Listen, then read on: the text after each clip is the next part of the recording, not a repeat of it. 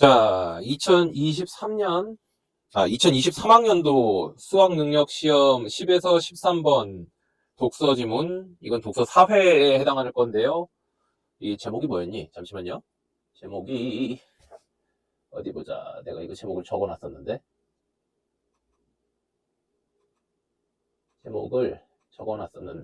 제목이, 법령의 요건과 효과에서의 불약정 개념. 좀 적어 놓을까요? 법령의 요건과 효과에서의 불확정 개념이군요. 자, 그렇게 되는데요. 뭐 이 용어에 대해서 너무 그렇게 크게 신경 쓰지 마시고, 어차피 이거는 이 용어 자체는 우리가 모르는 게 당연하잖아요. 뭐 우리가 교과서에서 배운 것도 아니고. 자, 그러면 이 글을 우리가 읽었을 때 어떻게 대응해야 되는가를 생각을 해야 되는데, 사실은 제가 누누이 말씀드리지만 수학능력 시험에서 독서 지문에서 나오는 것들은 뭐 우리가 상식처럼 알고 있는 것들이 나오기도 하지만, 우리가 생판 처음 보는 생판 처음 보는 개념들이 나오는 게 이제 대부분이죠. 그래서 여러분들이 생판 처음 보는 개념들의 지문을 봤을 때 어떻게 대응해야 되는가? 어떻게 대응해야겠어요? 나와 있는 대로 읽는 요령을 터득해야 됩니다. 자, 나와 있는 대로 읽는 요령을 한번 터득해 봅시다. 지금 하나, 둘, 셋, 넷, 네 문단 정도 되겠네요. 한번 읽어봅시다. 법령의 조문은 대개 A에 해당하면 B를 해야 된다처럼 요건과 효과로 구성된 조건문, 그러니까 법령이라는 건 보통 조건문으로 구성되는데 그 조건이나 효과가 항상 하나의 뜻만을 가진 건 아니래요. 법조문은 구체적 상황을 고려해야 그 상황에 맞는 진짜 의미가 파악되는 불확정 개념이 사용될 수도 있기 때문입니다. 그게 이제 불확정 개념이라는 거군요. 그러니까 무슨 얘기냐면 조건문이 정해져 있는데 무슨 상황인지는 그 법조문에 안 정해져 있으니까, 조건문만 들어가 있으니까 이게 사실 무슨 뜻인지는 정해져 있지 않다, 그 얘기겠죠. 개인 간 법률 관계를 규율하는 민법에서 불확정 개념이 사용된 예로 손해배상 예정액이 부당히 과다한 경우에는 법원은 적당히 감액할 수 있다. 그러니까 손해배상하는 돈이 너무 많으면 법원은 알아서 줄일 수 있다, 그런 얘기겠죠. 이때 법원은 요건과 효과를 재량으로 판단할 수 있다. 자기 마음대로 판단할 수 있다죠. 손해배상 예정액은 위약금, 그러니까 약속을 위반한 돈의 일종이며, 계약 위반에 대한 벌인 위약벌도 위약금에 속한다. 위약금의 성격이 둘 중 무엇인지, 그럼 이 둘은 뭐겠어요? 위약벌이냐 위약금이냐라는 거죠.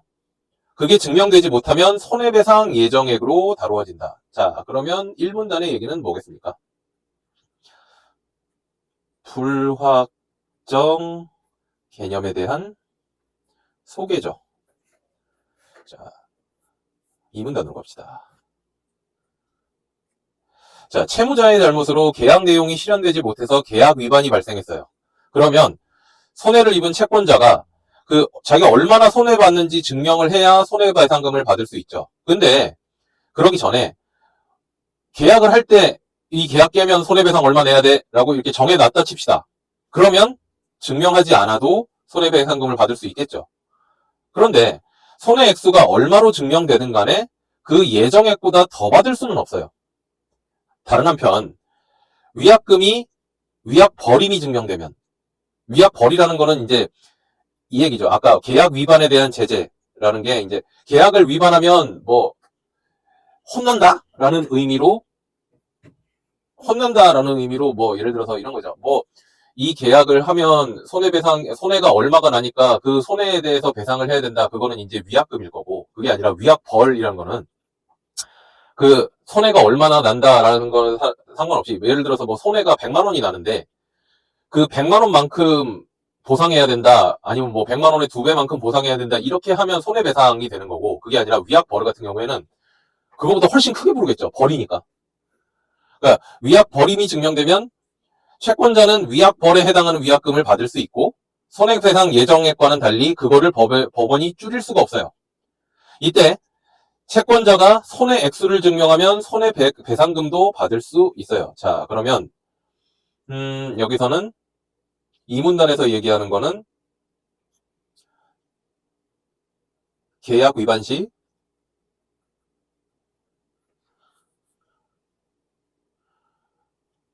손해 배상금을 받는 상황과 여기까지죠. 손해배상금 상황이죠. 그리고 위약금 상황, 위약벌 상환 조건을 따지는 거죠. 자, 그 다음에 3문단으로 갑시다. 그러니까 여기가 손해배상이고 이쪽이 위약벌이죠. 자, 불확정 개념은 행정법령에서도 사용된다. 행정법령이라는 거는 이제 행정기관 등이 일할 때 쓰는 법령을 얘기하는 거죠. 자, 행정법령은 행정청이 구체적 사실에 대해 행하는 법 집행인 행정작용을 규율한다. 걔네들한테 명령하는 거다라는 얘기죠. 법령상 요건이 충족되면 그 효과로서 행정청이 반드시 해야 하는 특정 내용의 행정작용은 기속행위이다. 그러니까 기속행위라는 거는 뭐냐면 법에 정해져 있어서 행정청이 반드시 해야 되는 일, 안 하면 안 되는 거, 그게 기속행위고, 반면 법령상 요건이 충족되더라도 행정작용의 구체적 내용을 고를 수 있는 힘이 행정청에 주어져 있을 때 이런 거를 재량행위라고 한다. 법령에서 불확정 개념이 사용되면 행정작용은 대개 재량행위이다. 그러니까 여기 3문단에서는 기속행위하고 재량행위를 구분했죠. 그리고 이 재량행위가 불확정 개념하고 관련돼 있죠. 자, 4문단으로 갑시다. 행정청은 재량으로 재량행사의 기준을 명확히 정할 수 있는데 이 기준을 재량준칙이라 한다. 그러니까 이거 뭐냐면 이 재량준칙이라는 거는 법하고 다르죠. 그러니까 자기 마음대로 이런 상황일 때 우리는 이렇게 하자라고 자기 기준을 정하는 거죠. 그건데 이건 법령이 아니니까 이대로 안 해도 법 위반은 아니에요. 단지 특정 조건일 때 재량준칙대로 특정한 내용에 적법한 행정작용이 반복됐어요. 그래가지고 예를 들어서 주민센터에서 이런 식으로 얘기를 합시다. 뭘로 할까? 주민센터에서 그냥 쉬운 걸로 합시다. 주민센터에서 그 민원인이 오면 믹스커피를 타주기로 했다. 그거 안 해도 법 위반이 아니겠죠. 근데 그게 반복된 거야. 그래가지고 사람들이 알았어. 저 주민센터는 가면 커피 타준다. 그래가지고 관행이 생겼어요. 그러면 행정청은 동일한 내용의 행정작용을 해야 한다는 거죠. 사람들이 다 알고 나서는. 왜? 평등해야 되니까. 그 얘기하는 거죠. 자, 그러니까 4문단은 뭐겠어요? 재량준칙에 대한 얘기죠. 재량준칙 설명을 한 거죠. 자, 10번부터 문제를 한번 풀어볼까요? 윗글의 내용과 일치하지 않는 것은, 자, 법령의 요건과 효과에는 모두 불확정 개념이 사용될 수 있죠. 어디 나왔냐?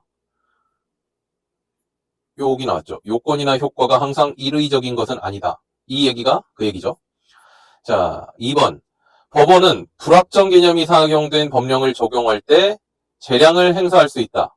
그렇죠? 어디서 볼 수 있느냐? 어디 갔냐? 법원은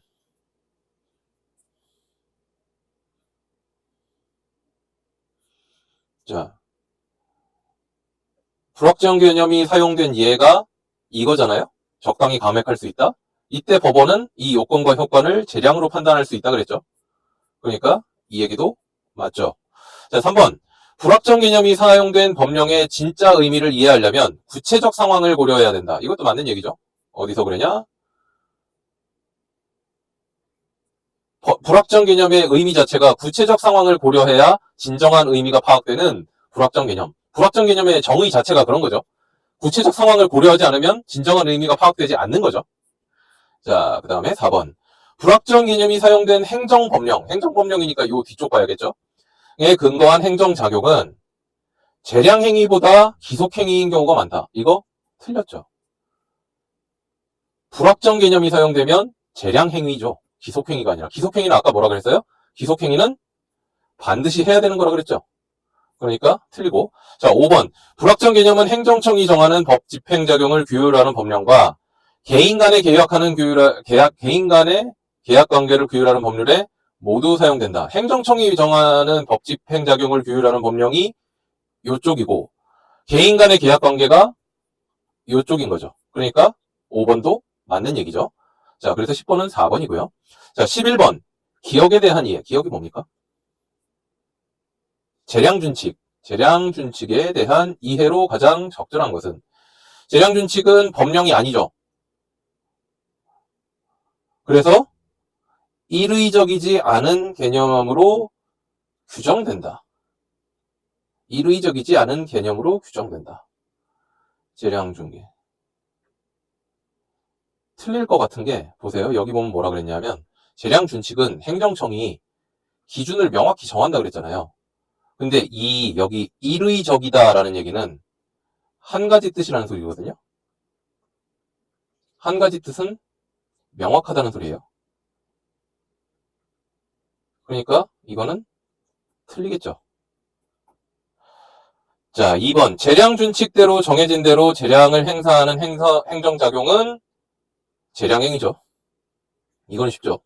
자, 재량준칙으로 규정된 재량행사 기준은 반복되어 온 적법한 행정작용의 내용대로 정해져야 된다. 이건 무슨 말이야? 재량준칙으로 규정된 재량행사 기준은 반복되어 온 적법.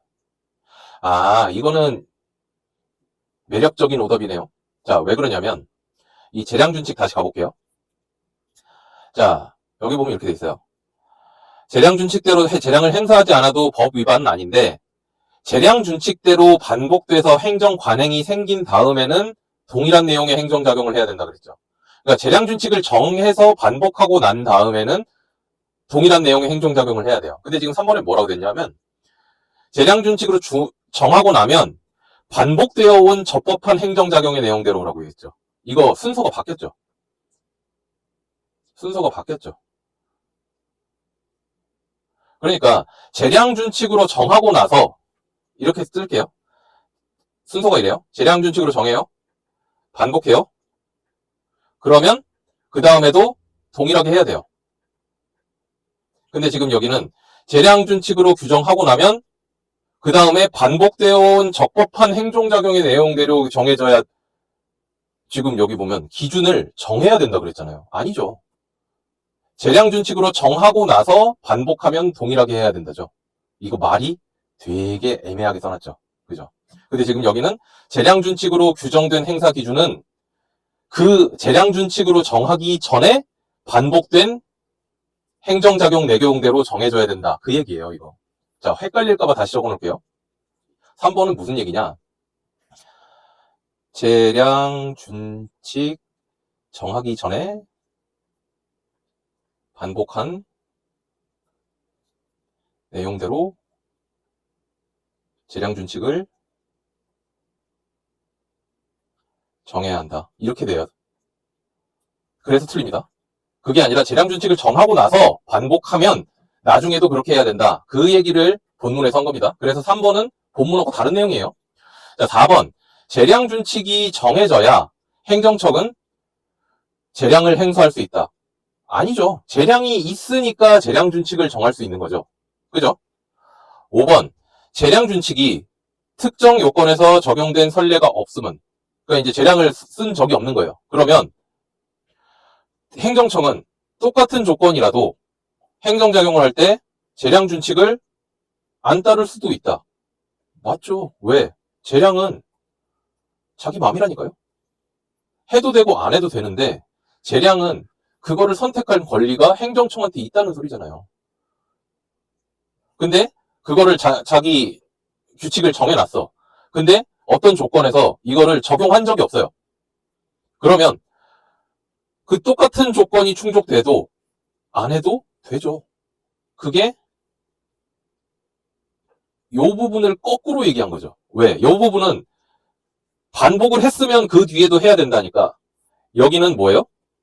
한 번도 한 적이 없으면 안 해도 된다죠. 자, 반복했으면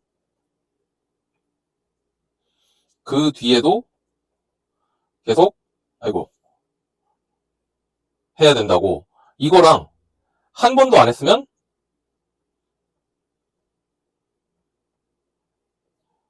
그 뒤에도 할 필요 없다죠. 이거 같은 말입니다. 이게 같은 말이라는 걸 꼭 기억하세요. 자, 그래서 5번이 답이 되겠고요. 12번, 윗글을 바탕으로 보기를 이해한 내용으로 가장 적절한 것은, 자, 갑이 을에게 물건을 팔았어요. 그래서 100을 받기로 했는데, 갑이 계약을 위반해가지고 을이 80의 손해를 입었어요. 자, 세 가지 상황이 있었습니다. 자, 위약금을 얼마 받겠다고 약속한 적이 없어요. 자, 이거 가랑 나랑 다가 다 따로인가 봐요. 자, 1번 상황, 위약금 약속한 게 없어요. 그리고 나 상황에서는, 자, 위약금 이거 약속을 깨면 100을 주기로 약속을 했어요. 근데 그래서 위약금이 그 손해배상인지 위약벌인지 결정 안 했어요. 자, 갑이 100을 주기로 약속을 했어요. 근데 그 위약금이 위약벌이라고 딱 정해놨어요. 이 세 가지 상황이 있는 거죠. 자, 세금이나 이자나 기타 비용 같은 거는 생각 안 합니다. 실제 상황에서는 이런 걸 생각을 한다는 소리죠. 자, 가장 적절한 거 찾으라고 합니다. 가에서 을의 손해가, 가는 지금 위약금 약속 없을 때 을의 손해가 얼마인지 증명되지 못했어요. 그러면 갑이 을에게 80을 지급해야 되고 법원이 그거를 줄일 수 없다. 확인합시다. 위약금 약정이 없을 때예요. 자, 그러면 여기 보면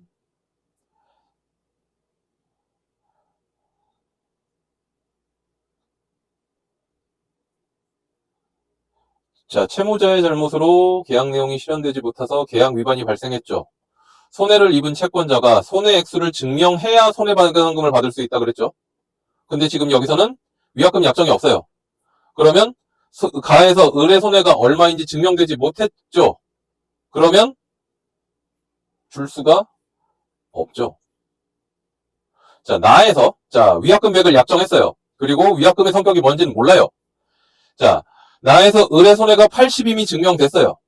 근데 위약금 100을 약정했잖아요. 자, 갑이 을에게 100을 지급해야 되고 법원이 감액할 수 있다. 확인해 봅시다.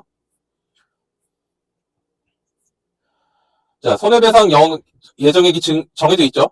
자, 그러면 손해액수를 증명하지 않아도 손해배상금 100 받을 수 있는 거죠. 근데 그거보다 더 받을 수는 없죠. 그리고 손해배상 예정액이 부당히 과다한 경우에 적당히 감액할 수 있다 그랬으니까 감액할 수 있죠. 그러니까 2번이 맞겠고. 자, 3번. 나에서 을의 손해가 증명이 안 됐어. 그러면 갑이 을에게 100을 지급해야 되고, 그쵸? 법원이 감액할 수 있죠. 자, 다는 위약벌이에요. 을의 손해가 80이미 증명됐어요. 그러면 갑이 을에게 180을 지급해야 되고, 지금 위약벌일 때, 자, 위약벌임이 증명되면 위약금을 받을 수 있고, 100 받을 수 있죠. 법원이 감액할 수 없고, 손해액수를 증명하면 손해배상금도 받을 수 있다. 그러면 위약금 100에 손해배상금 80, 180 받을 수 있는데 법원이 감액할 수 없어요. 요게 틀려요. 자, 5번. 다에서 을의 손해가 얼마인지 증명되지 못한 경우 갑이 을에게 얼마인지 증명을 못했어. 위약 벌임은 근데 80이 아니죠. 100이죠. 그리고 감액할 수 없죠. 자, 그래서 답은 2번이 되겠네요. 자, 13번. 문맥상 A, E의 의미와 가장 가까운 것은 A가 자, 맞는지 랬는데 뭐가 맞나 봅시다. A. 상황에 맞는, 상황에 적절한, 상황에 걸맞는 이런 뜻인데 자료가 맞는, 자료가 맞는지 상황에 맞는, 상황에 적절한, 자료가 적절한 이건 아니겠죠. 자, B. 적금을 들고 적금에 가입하고죠. B는 뭐냐? B는 조문을 예로 드는 거죠.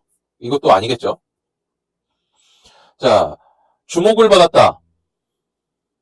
주목을 받았다.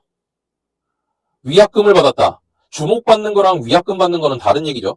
이거는 시선을 끌었다니까. 아니죠. 자, 평평하게 골랐다. 고르게 했다죠. 뭘 골랐나 봅시다. D. 내용을 고를 수 있는, 선택하는 거죠, D는. 그래서 얘도 안 되죠. 자, 5번. 약속을 지킬 것이다. E. 2. 원칙을 지키다. 그죠? 5번이 답이겠죠. 자, 그래서 13번에는 5번이 정답이 되겠습니다. 자, 여기까지 하고 다음 지문에서 또 보겠습니다.